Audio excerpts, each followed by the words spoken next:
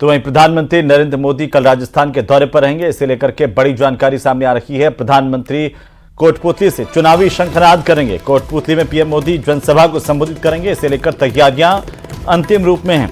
बड़ी खबर इस वक्त की, मुख्यमंत्री भजनलाल शर्मा ने इससे पहले तैयारियों का जायजा लिया है। ये बड़ी जानकारी। प्रधानमंत्री नरेंद्र मोदी कल राजस्थान के दौरे पर रहेंगे। पीएम कोटपुतली से चुनावी शंखनाद करेंगे अपनी रैलियों का। बड़ी जानकारी है इस वक्त की। इससे पहले सीएम भजनलाल शर्मा ने कोटपुतली में तैयारियों का जायजा भी लिया। इसके बाद वे दिल्ली रवाना हुए। ये बड़ी जानकारी इस वक्त की।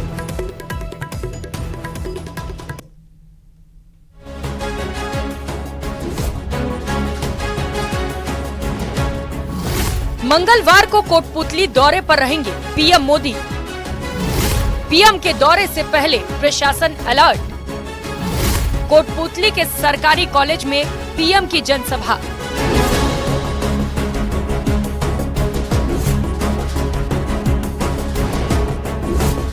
मंगलवार को कोटपुतली में होने जा रही पीएम नरेंद्र मोदी की जनसभा को लेकर कार्यकर्ताओं में भारी जोश देखने को मिल रहा है।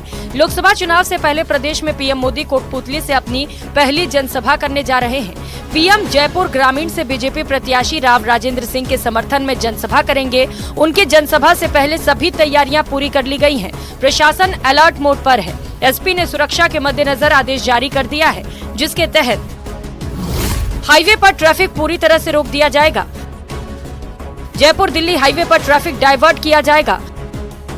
जयपुर से दिल्ली जाने वाले वाहनों को दौसा बाईपास और अलवर तिराहे से डाइवर्ट किया जाएगा, जबकि दिल्ली से जयपुर जाने वाले वाहनों को बहरोड से विराटनगर की तरफ डाइवर्ट किया जाएगा। प्रधानमंत्री जी की कोटपुतली क्षेत्र में पहली सभा है। राजस्थान का अंचल सावी नदी के किनारे पांडवों का क्षेत्र रहा। इसका अपना महत्व है। इधर हम जहाँ भरतपुर अलवर का क्षेत्र, ये शेखावाटी का क्षेत्र, बीच का केंद्र जो पूरे संपूर्ण क्षेत्र में संदेश देने का काम करता है। और अपने आप में भी इतिहास में कोटपुतली ने काफी कुछ देने का काम किया है। इस स्थान को प्रधानमंत्री जी ने चुना है कि यहाँ से हम राजस्थान के चुनाव प्रचार का आगाज करेंगे।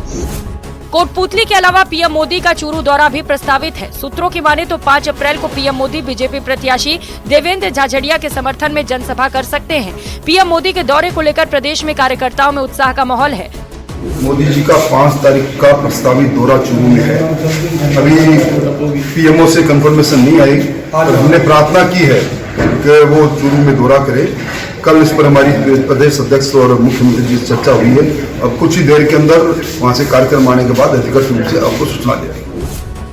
आपको बता दें कि प्रदेश में 2 चरण में विधानसभा के चुनाव होंगे। पहले 19 अप्रैल को, जबकि दूसरा 26 अप्रैल को होगा। विधानसभा चुनाव हो या फिर पिछला लोकसभा चुनाव, बीजेपी ने बेहद अच्छा प्रदर्शन किया है। ऐसे में बीजेपी के लिए अपने प्रदर्शन को दोहराने की चुनौती होगी। Bureau report, news 18 Rajasthan. और इसी बीच दिल्ली से बड़ी जानकारी सामने आ रही है। दिल्ली के दौरे पर मुख्यमंत्री भजनलाल शर्मा हैं और सीएम भजनलाल की अमित शाह से मुलाकात खत्म हो गई है। मुख्यमंत्री भजनलाल शर्मा इससे पहले केंद्रीय गृह मंत्री अमित शाह के आवास पर पहुंचे थे उनसे मुलाकात करने और मंथन किया है लोकसभा चुनाव की रणनीति पर। अब ये मुलाकात खत्म हो गई है। मुख्यमंत्री ने प्रदेश की 25 सीटों का फीडबैक दिया है। गृह मंत्री अमित शाह से सीएम भजनलाल शर्मा ने मुलाकात की। प्रदेश की सभी 25 सीटों पर फीडबैक दिया है, रिपोर्ट सौंपी है। बड़ी जानकारी है इस वक्त की। देर शाम को ही मुख्यमंत्री भजनलाल शर्मा दिल्ली पहुंचे थे और इसी बीच ये सबसे बड़ी खबर, जहां पर सीएम भजनलाल शर्मा की केंद्रीय गृह मंत्री अमित शाह के साथ मुलाकात खत्म हो गई है। महत्वपूर्ण जानकारी इस वक्त की। सीएम भजनलाल शर्मा की केंद्रीय गृह मंत्री से मुलाकात खत्म हो गई है। ज्यादा जानकारी को लेकर के सहयोगी लखवीर सिंह शेखावत हमारे साथ जुड़ चुके हैं। सीधे लखवीर का रुख कर लेंगे। लखवीर, क्या जानकारी है? मुख्यमंत्री की मुलाकात अब खत्म हो गई है? जी बिल्कुल, केंद्रीय गृह मंत्री अमित शाह के आवास से मुख्यमंत्री भजनलाल शर्मा निकल गए हैं। करीब 1 घंटे की मुलाकात हुई दोनों के बीच में, लेकिन एक महत्वपूर्ण मोड़ इस बैठक में है कि इस बैठक के दौरान केंद्रीय जल शक्ति मंत्री गजेंद्र सिंह शेखावत भी मौजूद थे। केंद्रीय जल शक्ति मंत्री गजेंद्र सिंह शेखावत आज गृह मंत्री अमित शाह के साथ ही दिल्ली आए हैं। उनको भी इस बैठक के लिए दिल्ली बुलाया गया था।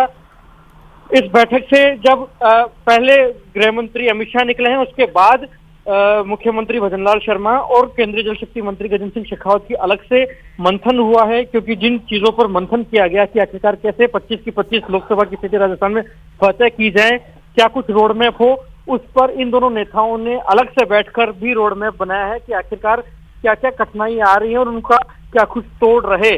क्योंकि गृह मंत्री अमित शाह राजस्थान को लेकर सजग हैं, वो चाहते हैं कि राजस्थान जिस प्रकार से 25 की 25 सीटें भारतीय जनता पार्टी की झोली में डालता है, उस पर फिर एक बार हैट्रिक लगे। इसलिए मुख्यमंत्री भजनलाल शर्मा और केंद्रीय जल शक्ति मंत्री गजेंद्र सिंह शेखावत को दिल्ली बुलाया गया था, जो कि अब बैठक जो है वो समाप्त हो गई है। तो रघुवीर, गृहमंत्री अमित शाह खुद भी राजस्थान के दौरे से लौटे हैं, तमाम स्थितियों को उन्होंने देखा है, क्या कोई महत्वपूर्ण निर्देश दिए गए हैं सीएम को? जी बिल्कुल, निश्चित रूप से दोनों ही नेताओं को, केंद्रीय जल शक्ति मंत्री गजेंद्र सिंह शेखावत को भी और मुख्यमंत्री भजनलाल शर्मा को भी केंद्रीय गृह मंत्री अमित शाह ने दो टूक निर्देश दिए हैं कि अगर किसी भी स्तर पर कोई कमी है प्रदेश इकाई में तो समन्वय स्थापित किया जाए और जो भी कठिनाइयां या परेशानियां आ रही हैं उसको केंद्रीय आलाकमान तक पहुंचाया जाए। और साफ तौर पर इस बात पर भी डिस्कशन हुआ है। चलिए, बहुत शुक्रिया तमाम जानकारी के लिए। नजर बनाए रखिए, अपडेट हम आपसे लेते रहेंगे। और चलिए आगे बढ़ेंगे। पाकिस्तान में तनाव फैल गया है। पाकिस्तानी जनरल आसिम मुनीर वहां की सियासत में कुछ बड़ा खेल करने वाले हैं, इस तरह की जानकारी पाकिस्तान से मिल रही है। ऐसा इसलिए क्योंकि जो इमरान खान कल तक आसिम मुनीर को फूटी आंख नहीं सुहाते थे, उन्हीं इमरान खान पर अब पाकिस्तानी सेना रहमदिली दिखा रही है। पाकिस्तान में अब सब कह रहे हैं कि इमरान खान ने जनरल को सेट कर लिया है।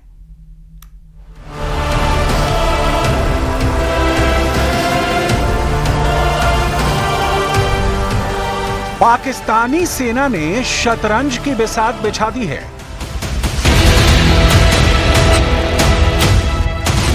मोहरे तैयार हो चुके हैं और एक चाल भी चल दी गई है, जिससे लगता है पाकिस्तान में अब इमरान खान के अच्छे दिन आने वाले हैं और इसके नतीजे भी सामने आने शुरू हो चुके हैं। आसिम मुनीर की वो चाल क्या है, हम आपको आगे बताएंगे, लेकिन पहले देखिए पाकिस्तान में आज क्या हुआ। अभी एक ताजा और अहम खबर दें आपको तोशाखाना केस से मुतालिक, जहां पर बानी पीटीआई की तोशाखाना केस में सजा मुअत्तल कर दी गई है। ये अहम तरीन बड़ी खबर आपको दे रहे हैं। बानी पीटीआई की तोशाखाना केस में सजा मुअत्तल कर दी गई है। हाईकोर्ट ने तोशाखाना केस में बानी पीटीआई और बुशरा बीबी की सजा मुअत्तल कर दी है। हुसैन केस में बानी पीटीआई बुशरा बीबी की सजा मुअत्तल कर दी गई है। इमरान खान को आज बड़ी राहत मिली है। इमरान खान को यह राहत मिली है इस्लामाबाद हाईकोर्ट से। इमरान और बुशरा बीवी को तोशाखाना केस में जो 14 साल की सजा मिली थी, अब उसे सस्पेंड कर दिया गया है, यानी सजा निलंबित हो चुकी है।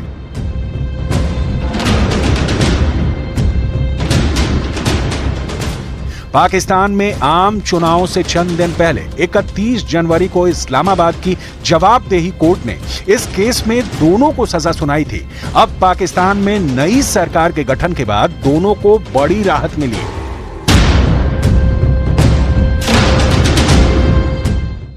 इस्लामाबाद हाईकोर्ट के इस फैसले ने अभी हफ्ते दिन पहले पाकिस्तान के वजीर आजम बने शहबाज शरीफ के माथे की शिकन बढ़ा दी है, क्योंकि अगर पाकिस्तान में इमरान मजबूत हुए तो शरीफ की नहीं चलेगी, और अगर ऐसा लगातार होता रहा तो इमरान खान पर लगे तमाम केस खत्म हो जाएंगे और इमरान एक बार फिर सत्ता के लिए अपनी दावेदारी ठोक सकते हैं।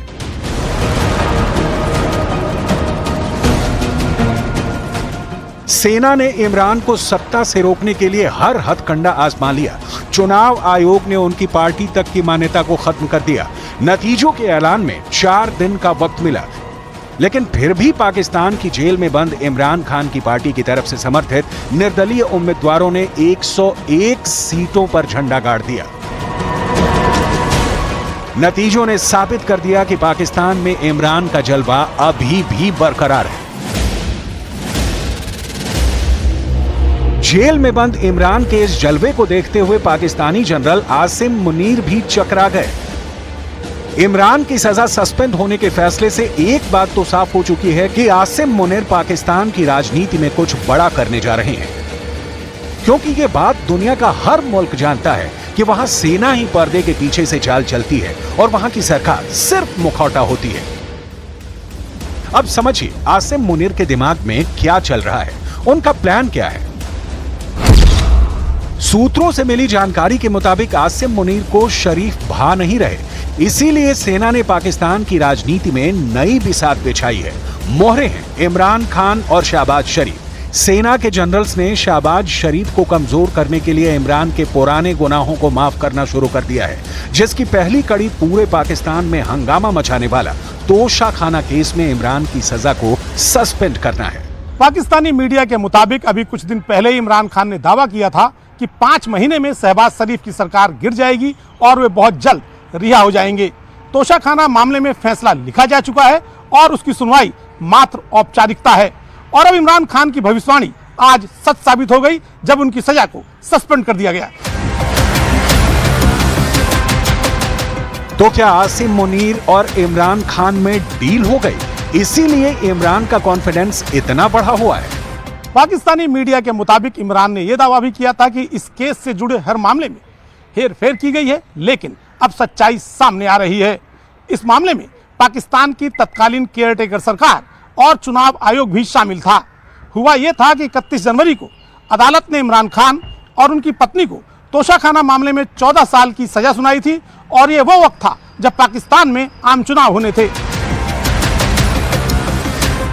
अब आइए आपको समझाते हैं कि आखिर तोशाखाना का केस क्या था और इमरान और बुशरा बीवी को किस गुनाह के तहत 14 साल की सजा सुनाई गई थी। साल 2018 में इमरान को सऊदी प्रिंस ने सोने और हीरों से बनी एक घड़ी गिफ्ट की। सऊदी से वापस लौटने के बाद इमरान खान ने यह घड़ी अपनी पत्नी बुशरा को रखने के लिए दे दी। बुशरा बीवी ने मंत्री जुल्फी को घड़ी देकर बाजार में कीमत पता करने को कहा। बुशरा ने मंत्री जुल्फी बुखारी से कहा कि वो उस घड़ी को बेच दे। इमरान खान ने चुनाव आयोग को बताया था कि उन्होंने तोशाखाना से सारे गिफ्ट्स 2 करोड़ 15 लाख में खरीदे थे, जबकि बेचने पर उन्हें 5 करोड़ 80 लाख रुपए मिले थे। उन पर आरोप लगाया गया कि सारे गिफ्ट्स 20 करोड़ रुपए से ज्यादा के बिके थे। इस मामले में इस्लामाबाद हाई कोर्ट में अर्जी दाखिल कर तोशाखाना के मामले में जानकारी मांगी गई थी, लेकिन तत्कालीन इमरान सरकार ने यह जानकारी ये कहते हुए देने से मना कर दिया था कि ये जानकारी साझा करने से दूसरे देशों से उनके संबंध खराब हो सकते हैं। तो वहीं दिल्ली के मुख्यमंत्री अरविंद केजरीवाल को कोर्ट ने 15 अप्रैल तक के लिए तिहाड़ जेल भेज दिया। केजरीवाल अब 15 अप्रैल तक तिहाड़ में रहेंगे और तिहाड़ जाने से पहले केजरीवाल ने आतिशी और सौरभ का नाम लिया है। ऐसे में सवाल ये उठने लगे हैं कि क्या आने वाले समय में दिल्ली सरकार के कुछ और मंत्रियों के नाम भी घोटाले में शामिल होने वाले हैं। रिपोर्ट देखिए।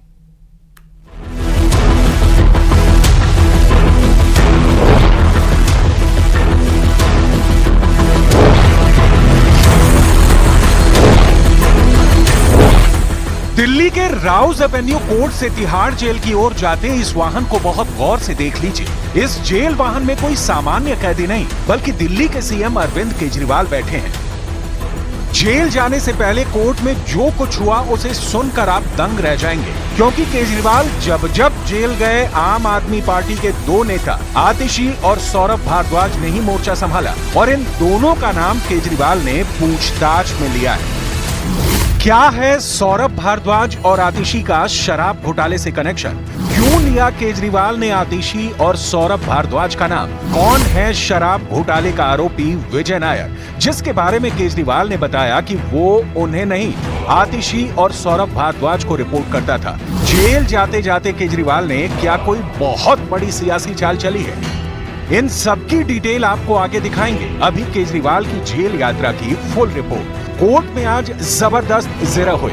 ईडी ने केजरीवाल पर पूछताछ में असहयोग करने का आरोप लगाया। ईडी ने दलील दी कि सवालों के सही जवाब नहीं दे रहे हैं केजरीवाल, जांच में सहयोग नहीं कर रहे हैं केजरीवाल ने फोन का पासवर्ड नहीं दिया। कोर्ट ने इत्मीनान से सब सुना और फैसला दिया कि अरविंद केजरीवाल 15 अप्रैल तक न्यायिक हिरासत में रहेंगे। इस तिहाड़ जेल में पहले से ही शराब घोटाले के आरोपी कैद हैं। जेल में केजरीवाल के रहने का जो इंतजाम किया गया है उसके मुताबिक अरविंद केजरीवाल जेल नंबर 2 में रहेंगे। जेल में अरविंद केजरीवाल के पड़ोसी हैं उनके ही पूर्व deputy chief minister Manish Sisodia, जिन्हें जेल नंबर 1 में रखा गया है। तिहाड़ के ही जेल नंबर 5 में है आम आदमी पार्टी के राज्यसभा सांसद संजय सिंह और इन तीनों के पहले मनी लॉन्ड्रिंग केस में जेल नंबर 7 में कैद हैं सत्येंद्र जैन, जबकि शराब घोटाले की आरोपी के कविता लेडी जेल नंबर 6 में है। मुझे लग रहा है कि सुपारी जैसी पार्टी जिसको वो कहते थे आम आदमी पार्टी, उस पार्टी के सारे नेताओं को जेल भेज करके इन्होंने सिद्ध कर दिया है अगर इनको डर है चुनाव हारने का तो सिर्फ एक ही व्यक्ति से, उसका नाम अरविंद केजरीवाल है। आज उस व्यक्ति के शरीर को आपने जेल में बंद कर दिया, लेकिन पूरा हिंदुस्तान केजरीवाल का रूप ले चुका है। केजरीवाल जी ने वहां नाम लिया है कि मुख्य आरोपी विजय नायर आतिशी और सौरभ भारद्वाज को रिपोर्ट करते थे। महोदय, अब मैं ये कहना चाहूंगा, तो समझना बड़ा मुश्किल है कि भाई शराब का घोटाला तो था, जिसको देखो वही आज यहां मदहोश है। अब यहां किसने है पी और किसने है पिलाई, ये तो समझना बड़ा मुश्किल हो रहा है भाई। लगता है सबने मिल बांट कर है पी और पिलाई। अरविंद केजरीवाल की राहें पहले मुश्किल हुई, अब कांटों से भरी दिख रही हैं। जेल से दिल्ली की सरकार चलाने की केजरीवाल की मंशा का क्या होगा, ये भी एक बड़ा सवाल है जिस पर पूरे देश की नजरें टिकी हैं। लेकिन आज मुद्दा ये नहीं है, आज मुद्दा है दिल्ली के 2 मंत्रियों सौरभ भारद्वाज और आतिशी का शराब घोटाले में नाम आने का। जिस समय ईडी के वकील दलील दे रहे थे, उस दौरान अरविंद केजरीवाल कोर्ट में मौजूद थे। जब ईडी ने अदालत के सामने कहा कि केजरीवाल ने पूछताछ में बताया कि विजय नायर, आतिशी और सौरभ भारद्वाज को रिपोर्ट करते थे, तो इस दौरान केजरीवाल चुप रहे। ये पहली बार है जब उन्होंने कोर्ट में 2 मंत्रियों का नाम लिया। जब ईडी अदालत को बता रही थी कि विजय नायर केजरीवाल को नहीं बल्कि आतिशी और सौरभ भारद्वाज को रिपोर्ट करते थे, तो वहां बैठे केजरीवाल ने इस बात का खंडन तक नहीं किया और वो चुप्पी साधे रहे। आतिशी गोवा चुनाव के दौरान गोवा की प्रभारी रही थी। हालांकि ये बात उस वक्त की है जब आतिशी और सौरभ भारद्वाज दोनों ही मंत्री पद पर नहीं थे। अरविंद केजरीवाल इस सवाल का जवाब देने से बचते रहे कि आखिर क्यों नायर ने सीएम कैंप कार्यालय में काम करने वाले लोगों के बारे में जानकारी नहीं होने का दावा किया था, जबकि उसने सीएम के कैंप कार्यालय से काम किया था। हालांकि खुद विजय नायर कह चुका है कि वो कैबिनेट मिनिस्टर के आवास में रहकर आबकारी नीति बना रहा था। आम आदमी पार्टी नेता जैस्मिन शाह ने पलटवार करते हुए ईडी पर सवाल उठाते हुए कहा कि जब विजय नायर को हिरासत में लिया गया था, तब ही उन्होंने कहा था कि मैं मुख्यमंत्री को रिपोर्ट नहीं करता, मैं आतिशी और सौरभ भारद्वाज को रिपोर्ट करता हूं। सवाल है कि ईडी ने 1.5-2 साल बाद उस बयान को क्यों उठाया जो लिखित में उसके पास है। ईडी क्यों नहीं चाहती है कि अरविंद केजरीवाल जी सारी पूछताछ के कोऑपरेशन के बाद, अरविंद केजरीवाल जी ने कभी भी नहीं कहा कि मैं पूछताछ से कोऑपरेट नहीं करूंगा। 11 दिन तक आपने पूछताछ कर ली, आपके हाथ कुछ नहीं लगा, तो अब आपने ये खेल करना शुरू कर दिया। एक मकसद था आपका कि अब कैसे भी करके अरविंद केजरीवाल को जेल में रखो ताकि वो लोकसभा चुनाव में प्रचार ना कर पाए। विजय नायर की संलिप्तता आम आदमी पार्टी के मीडिया प्रभारी के तौर पर उनके कार्यकाल से जुड़ी हुई है। ये अवधि उससे बिल्कुल मेल खाती है जिस वक्त ये घोटाला हुआ था। ईडी के आरोप पत्र में विजय नायर पर साउथ ग्रुप के साथ बिचौलिए के तौर पर काम करने का आरोप लगाया गया है, जिसने कथित तौर पर दिल्ली में शराब की खुदरा कारोबार में एंट्री के लिए 100 करोड़ रुपए की रिश्वत केजरीवाल सरकार को दी थी। ईडी के मुताबिक पूछताछ के दौरान आरोपी समीर महिंदू ने अधिकारियों को बताया कि विजय नायर ने उसकी अरविंद केजरीवाल से मुलाकात तय की थी, लेकिन जब बात नहीं बन पाई तो विजय नायर ने फेस टाइम वीडियो कॉल पर उसकी अरविंद केजरीवाल से बात कराई। ईडी का आरोप है कि इस कॉल में अरविंद केजरीवाल ने समीर महिंदू से कहा था कि विजय नायर उनका लड़का है, वो उस पर भरोसा कर सकते हैं और उन्हें विजय के साथ आगे बढ़ना चाहिए। विजय नायर कुछ साल तक आम आदमी पार्टी के कम्युनिकेशन का प्रभारी रहा है। वो एंटरटेनमेंट जगत का जाना माना नाम है। न्यूज एजेंसी के मुताबिक नायर ने इंडी बैलेंस के लिए मैनेजमेंट कंपनी OML शुरू की थी। OML यानी ओनली मच लाउडर। ये एंटरटेनमेंट और इवेंट मीडिया कंपनी है। विजय नायर इसके CEO और डायरेक्टर भी रह चुके हैं। सीबीआई की FIR के मुताबिक मनीष सिसोदिया के कथित सहयोगी अर्जुन पांडे ने शराब कारोबारी समीर महिंदू से 2 से 4 करोड़ रुपए लिए थे। ये रकम विजय नायर की ओर से ली गई थी। विजय नायर अभी जेल में बंद है। शराब घोटाले की गुत्थी सुलझने की बजाय और उलझती जा रही है। धीरे धीरे आम आदमी पार्टी की सरकार के मंत्री और नेता इस घोटाले की जद में आते जा रहे हैं। सौरभ भारद्वाज और आतिशी का नाम खुद केजरीवाल ने लिया है, तो इसके बड़े सियासी मायने हो सकते हैं। केजरीवाल के इस रहस्योद्घाटन के बाद आम आदमी पार्टी बैक फुट पर है और बीजेपी आक्रामक बल्लेबाजी कर रही है। मकसद था लोकसभा चुनाव के ठीक पहले अरविंद केजरीवाल जी को गिरफ्तार करके इंडिया गठबंधन को तोड़ के लोकसभा चुनाव में ईडी सीबीआई के जरिए 400 पार जाने का अपना जो बेसिर पैर का सपना है उसे पूरा किया जाए। अरविंद केजरीवाल जी जिस चीज के लिए जाने जाते हैं कि राजनीति में किसी को बर्दाश्त नहीं कर सकते, वो केवल अपने आप को ही देखना चाहते हैं। ऐसा लगता है कि वो चाहते हैं कि आतिशी जी और भारद्वाज जी भी शराब घोटाले में फंसें।